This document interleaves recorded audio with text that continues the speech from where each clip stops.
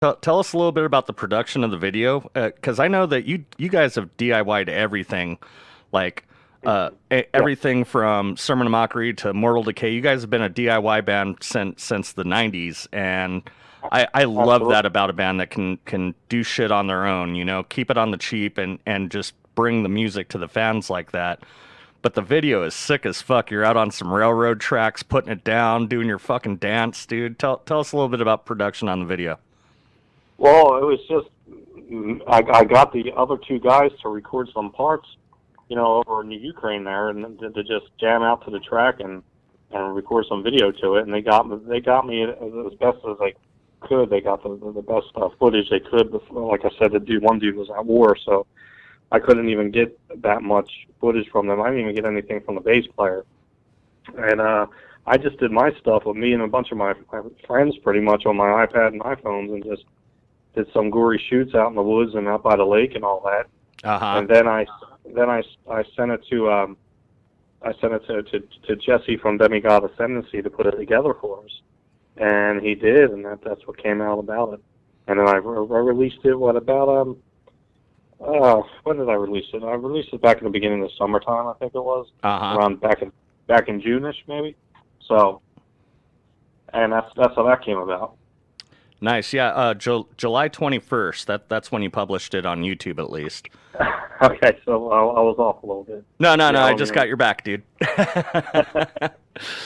Well, I fucking love the video, dude. And again, props to you guys for doing this shit on your own and putting it out there. I know video production can be so fucking expensive, but when you have somebody that loves what they do, I mean, you can get quality produced videos at a very cheap price if it's not a homie hookup, you know. And I think I enjoy shit like that more because, like, if somebody's hooking up a homie on some video or they're giving you the homie deal and doing it on the cheap, I think a little bit Right, more love goes into that than a work project, you know, that you throw a bunch of money yeah, into. The person doing it might not even really like the band; they're just doing it for the money. So, right, I think right, projects like that are very important and good for the fans, dude.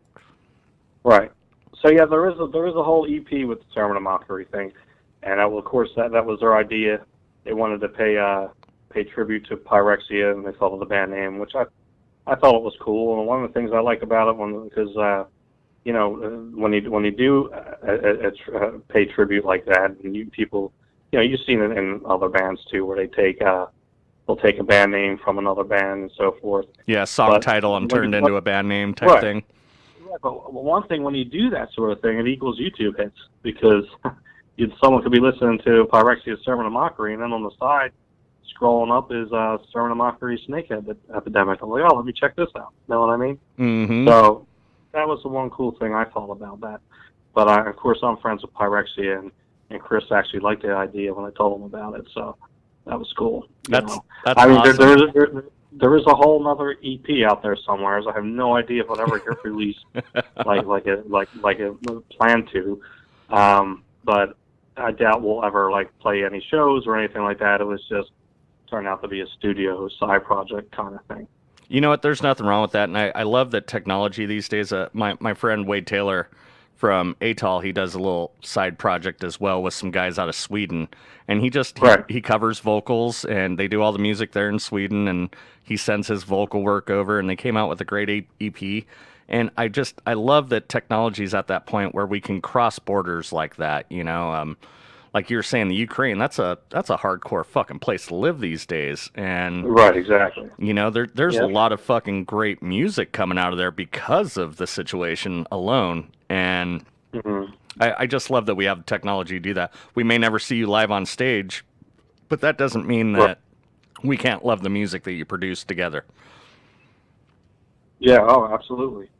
Now, so Mortal Decay, been around for decades now, and I love it because the music still stands strong from yesteryear to today.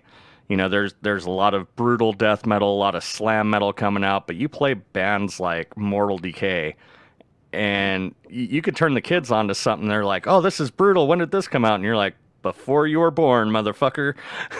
Yeah. And it Yeah, does. It 91. still stands. It still stands really strong in the music scene today.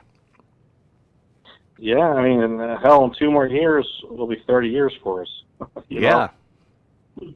The band will be 30 years old in 2021. That's a milestone. So, And you guys are still growing strong. You played Las Vegas Death Fest last year, or this year, right? yes, we did. Awesome. And Maryland Death Fest. I mean, you guys are close by to Maryland, which is a huge death metal festival out on the East Coast. Right, yep. They were both awesome gigs, too. We had a blast. Nice, nice. Now, what's coming up for Mortal Decay? Because obviously you guys are still out there touring. You're still doing your thing. New music in the works?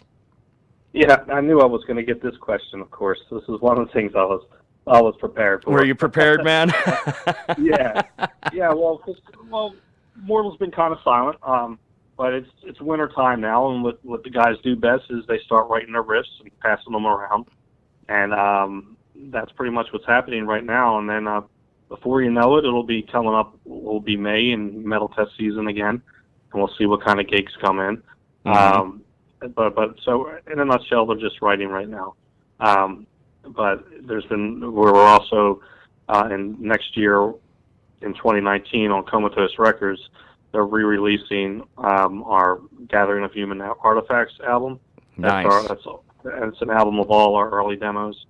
We self-released it all these years now on MDK Entertainment, but now we're actually getting it released on Comatose, and I'm pretty excited for that.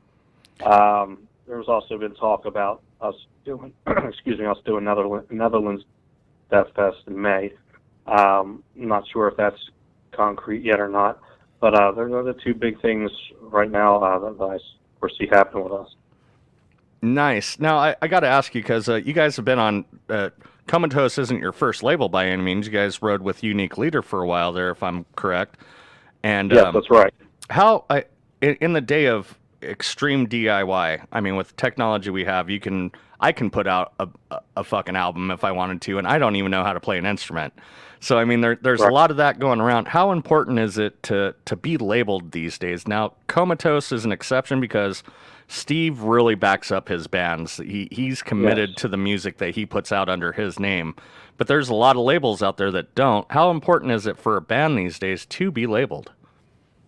Actually, I have this conversation often with other people in bands, and even some of the bands I mess around with nowadays. I believe in the label backing a band still in this day and age. I still feel it needs to be done. I've always been a fan of getting a fan of underground labels and getting signed to them, and the ones that know how to do it right. I think it still has to be done. I think that they really, the labels know how to, create exposure for your band better than you can do. Even if you're a new band out there, just starting, and you're just a bunch of kids now on Facebook writing some tunes, I strongly believe sign to a label. Let them get your name out there as much as possible. And then after your name gets out there, and then you can kick back and try to do it yourself. Sure. But that's just always been my strong feelings. I really believe in a label backing any band still in this day and age. Yeah, and you know what? I can't say enough about Steve over at Comatose. I mean, it's not just label backing; it's PR backing as well. He's got imperative PR that has his back. I mean, we get Comatose music months before it comes out to the public, so we can start, pressing it. Putting the word out there. Right, exactly. Right, the word gets out there, and also the labels get you on some gigs too. They can get you on some of these big fests that you can't while you're trying to do it yourself. Yeah, if you come in as, John Doe nobody, hey, we'd like to play your Maryland Death Fest. Nobody really, your email might get overlooked. Right, exactly. Or maybe, yeah, sure, you could come play. You could play at noon while there's like 10 people walking in the door. Sure, yeah, you could be that opening act. I'm going to change subjects real quick because we got F6 in here from Descendancy, and he just said monkey cage. Does that mean anything to you? Oh, yeah, absolutely. That's one of our songs off the Forensic album. Oh, nice. And a lot of people like that because when we used to play it live, I would go hide behind a drum set or something and slip on this big orangutan mask and come out and sing a song. And it's about it's actually about it's actually about animal cruelty and all the years of how monkeys were, you know, tortured and stuff for Test subjects. testing, so to speak, and so, yeah, for science testing and whatnot. And that's what that tune's about. It's kind of the lyrics are kind of interesting to that because it's kind of different than the other lyrics on that album. Nice. Yeah, I got to throw F6 out there, man, because the boys from we got a lot of friends in New Jersey. The Brothers Grimm are here on the station, so Bert and F6 are on every Monday, and Yeah. got to show that New Jersey love. I've been talking to a lot of you boys from the West Coast. Just Sunday, we were live broadcasting the Bloodletting of North America tour, and we got to talk with Frank Rini and Chris Basile as well from Pyrexia. Also came and joined in, and we had a blast. So I've been getting your accent. You don't have much of an accent compared to those guys, dude. I gotta say, because I've been dealing with a lot of Mooly accent lately. Yeah, we're down more near Philly, and plus, you know, I spent some time down south, so I speak it all, man. I speak redneck, I speak Rocky Balboa. That's what I've been told. Hey, back to F6. Mind you, I'm a huge fan of this tendency. I love their work. Their music's awesome. Nice. Yeah, since I've been back in Jersey the past 8 years and been back crawling out around some of these shows, their Descendancy is one of the bands that sticks out to me that I really like. I'm gonna have to throw some Descendancy in this next mix along with your music, then, for sure. Yeah, nice. Mm-hmm. Now, tell me a little bit about the New Jersey scene, man, because I know you guys are close to New York, and I know you guys are close to Philly, but New Jersey has like a pretty tight-knit scene from what I understand, from what I've heard, you know, through the grapevine and all that. Tell us a little bit about the scene there in NJ. Well, it's cool, man. All the bands are great. The fans are great. You know, I love it. I've seen it change, and I've seen it begin and change since I started going out to shows in '89. And you know, and then I grew up. I cut my teeth on the scene. I have nothing but good things to say about it, man. Like, well, what do you want to know? You know, I mean, right now the clubs come and go. It seems like the happening place to play is a place called Hot Shots in Westville, New Jersey, right now. You know, or if you can get the places over in Philly, that's always cool too. But I can't say anything better about the bands and the people that come out and support the music. Nice. You know, something that I've noticed here in Arizona, in the Phoenix area, because we're widespread. We have a huge valley, and we have lots of people, but so many venues at the same time. It's almost too much. It's almost oversaturated. So there might be 5 different shows going on at one night. One of them might be an extreme, like Behemoth is coming through town, or it kind of takes away from more of the local shows. And sure. But my question is, how important is it for a local band, to get out there and play shows? And at what point do you kind of dial it back from oversaturating yourself in the scene? Right. I have that conversation with people and in bands, and when we talk about stuff, is I don't think, like, that's the one thing. Like, Mortal Decay doesn't play that much, you know, and we got our name out there. We don't play that much locally. And I kind of like that, for one, because I'm a busy dude, man. Even outside of music, I can't even tell you how busy on other things I'm involved in life right now. But for two, if you play out once a month, you know, just the people don't, the head count just gets slimmer and slimmer. If you play once or twice a year, it's cool. I mean, kind of what we do if we play once or twice a year locally, and when we play, it packs, you know. And so I would say you don't want to oversaturate yourself. Don't try to get in and play in the same place every month. You know, you want to get a fan base going for yourself, maybe three times a year, 4 times a year, something like that, in the same area. You know. Great advice, man. That makes sense. Yeah, no, it does, because I see a lot of it out here, and I think as a brand new band, a lot of these kids, you know, they're excited, they want to play on stage. I know that a lot of people fiend to play live on stage, and they have that itch. So, they'll Yep. pick up any show that they can, but especially in the era of pay to play where you get 50 tickets and you have to fill a quota on ticket sales. Yeah, I remember those days. Yeah, once a month, Yep. I mean, you're just hitting up the same people, and it's like, dude, I went and saw you last week, bro, and now you're already Right. hitting me up to buy tickets for this show, and I don't even get off work till Yeah, after you're off stage, so. yeah, that sucks. Mm-hmm. Yeah. Now let's get back into your music a little bit. Chopcore. Tell me a little bit more about Chopcore. Man, I can tell you, I've been thinking about it a lot lately. Yeah, it's a strong, deep passion of mine. That band, I love that band more than anything I've ever done. Really? And I think about it. I think about it all the time. I'm hoping the drummer and guitar players listening. I told them to tune in tonight.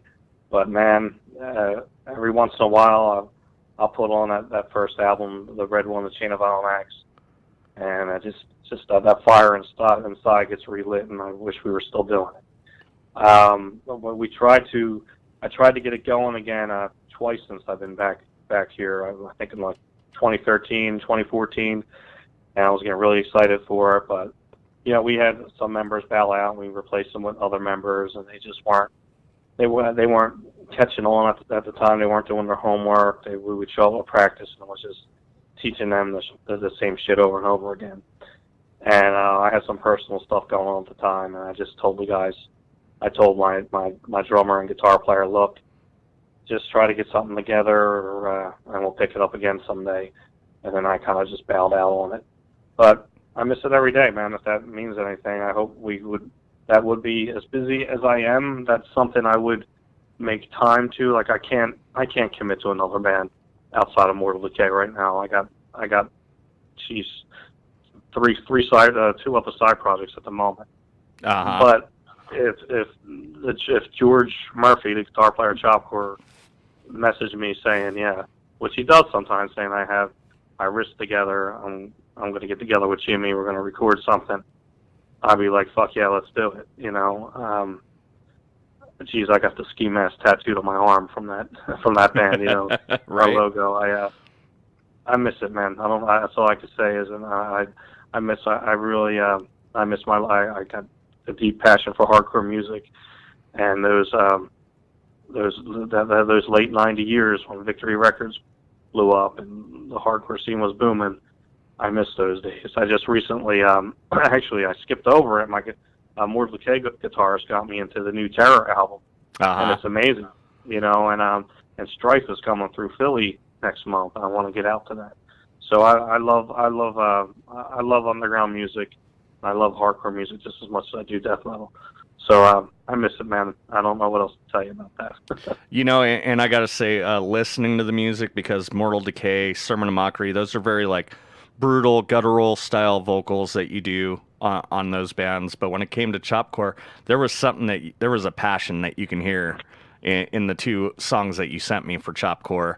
That thanks, man. Yeah, it almost it sends the chills up your spine, makes your hair stand up. Like, that's some passion that you were putting into those vocals, and it was much different from Mortal Decay or Sermon of Mockery.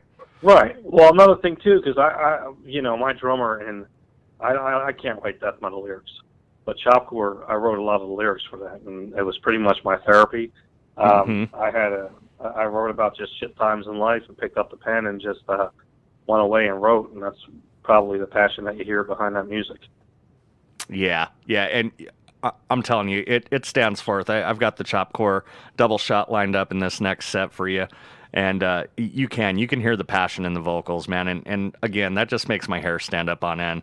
Thanks, man. I really appreciate that. Thank you. No, I appreciate it, because I'm a big lover of underground music too. Ever since I was a teenager, it was that's why I got into music, because it made my fucking blood boil. It was therapy, like you said, man. And when you same here, man. Same here. Like, there's so much of it out there. I mean, there's so much death metal, there's so much hardcore, there's so much punk rock. But I just love underground music. I don't know every single dingle band out there, but I'll come see you live, and then I'll enjoy just watching new bands. If it's something that reaches out and grabs me, hey, I'll buy your music. It's just my three favorites were always, metal, all forms of metal, hardcore and punk rock, you know. Yeah, yeah. And they were those like death metal. You know, I grew up loving Metallica and Megadeth and all the, you know, Sure. the big ones. Yeah, But that's where it all began. Yeah. yeah, but as soon as I got like my teeth sunk into Suffocation, FG of the Forgotten, I was Oh like yeah, classic. 13, and I was like, what the fuck is this? The double bass, the growling vocal. It gave me an outlet. I was full of angst and fucking testosterone, going through fucking puberty, and I'm like, what the fuck is? Oh, this calms me down, you know. So Yep. Yep.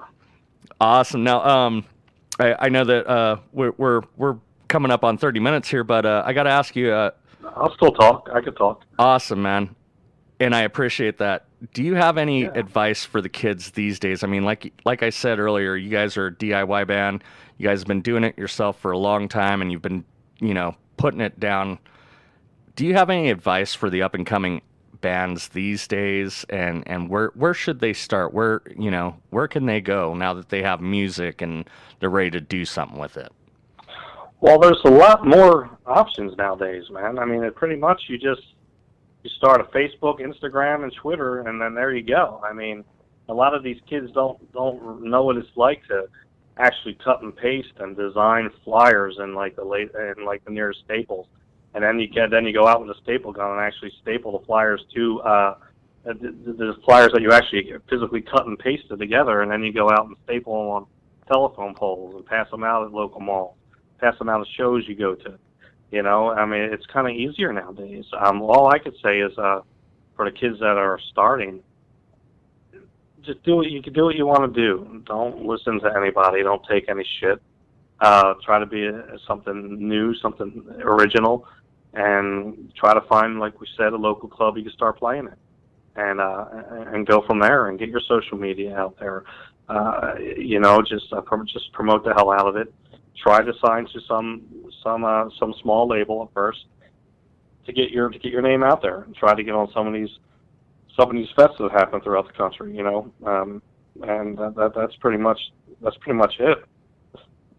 Right on, man. Yeah, I'm with you. I really miss those flyers. I still have a bunch that I saved from when I was a teenager, grabbing them off of the side of venues that you frequent, or you know, I was there for the tape trading days when you traded bootleg and mixtapes and shit like that. I miss those days, dude.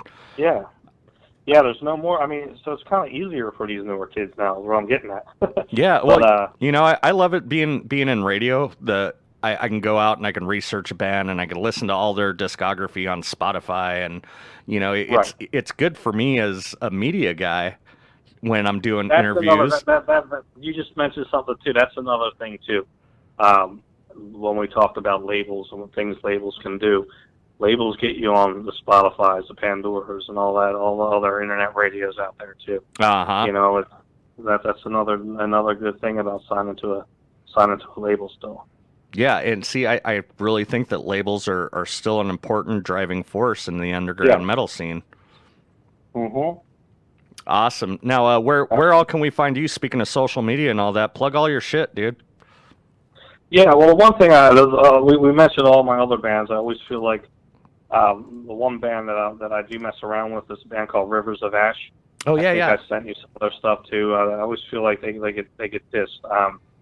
Pretty much they're all a good bunch of friends of mine, and especially the guitar player Dave Snedeker. Him and I share another passion together. We're into tournament bass fishing together. We fish a lot of tournaments and all that jazz. So right on, cool. They're great friends of mine, and I just do their vocal work for them. They pretty much they don't really play much shows or anything. They just record and stick some songs on YouTube. So I whenever they need something done vocal wise, I do it for them.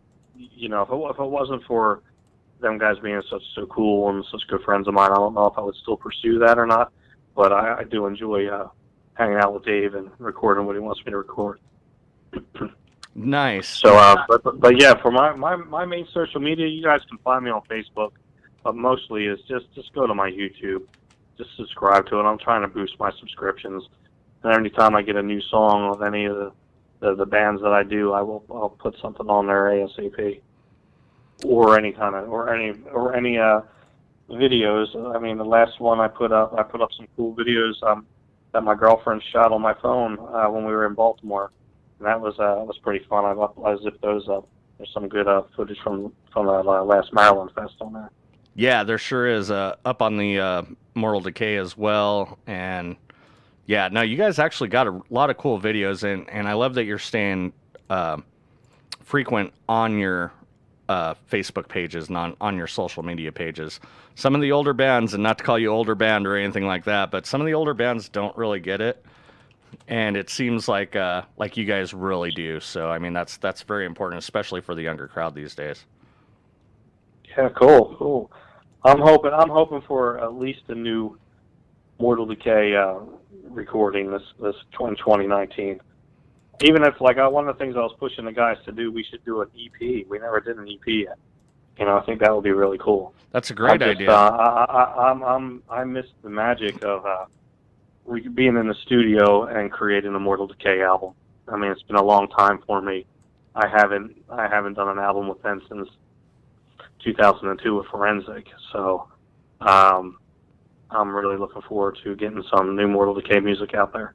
Me too, man. I'm like I said, a big fan of the Mortal Decay shit, and especially again, you know, there's a lot of bands out there that did it back in the day, but don't really hold a candle anymore. But bands like Mortal Decay, and I'm a huge Baphomet fan. They were one of the very first tape trades I ever did. Baphomet, the dead shall cool. inherit.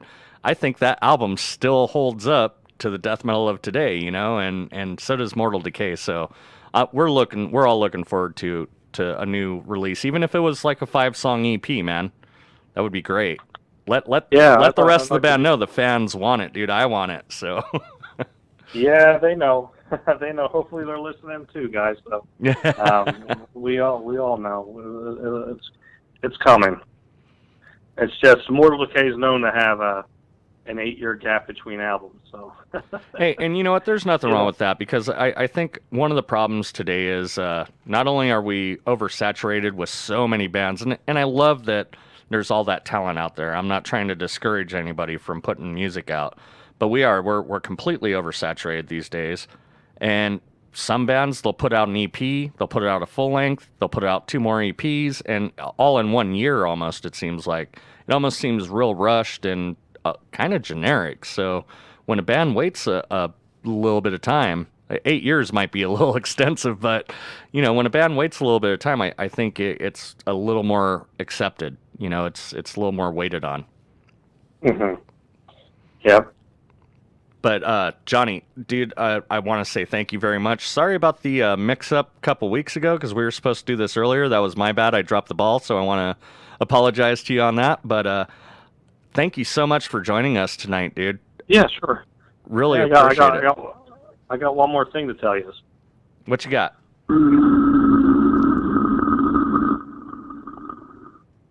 Yeah, I got one of those out of Frank Rini a couple weeks ago too. I think that's my new thing, is getting growls going, dude. That was badass. Right on, brother. Now, before I let you go, I've got Sermon of Mockery, the Snakehead Epidemic coming up. I've got a double shot of Mortal Decay, Gruesomely Deceased, and Apparitions. I've got a double shot of Chopcore for you. I got Rain and Repent in this next block, and I threw in that Rivers of Ash Terror for you. Thank you. That's awesome. Thank you very much. No, dude, thank you so much, man. I really appreciate guys like you, man. You're a cool dude. You're easy to talk to. You're a good interview, and you took time out of your day to chill with the likes of myself. So thank you very much. Yeah, man. Let's do it again. You know, maybe when the next album comes out, hook up and do something else. Absolutely. Whenever you have anything new for any of your projects, or if you know anybody that you're not even in the project, if you know anybody looking to promote their shit, send them my way, bro. You got my contact info. Yeah, will do. Thank you very much, Walter. Awesome, Johnny. Well, you have a good night, and thanks for chilling with us, man. Yeah, take care, man. Bye-bye. Have a good night.